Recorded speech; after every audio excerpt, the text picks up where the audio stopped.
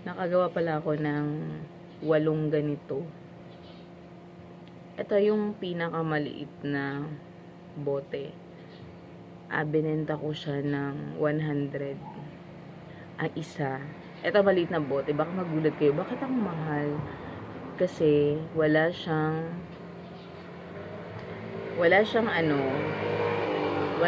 oil.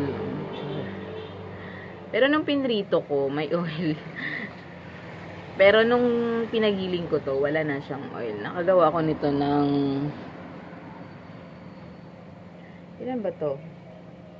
3, 4, 5, 6. Ay. 5, 6.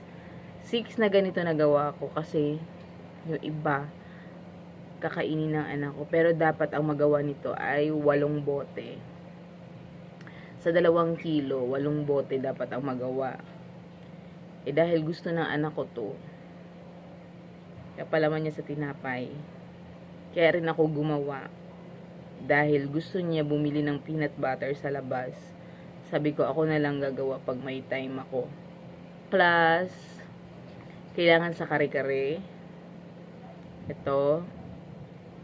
Or, ano pa ba yun? Kare-kare, kaldereta. Sa kaldereta, kailangan din ng peanut butter. Kaya gumawa ako.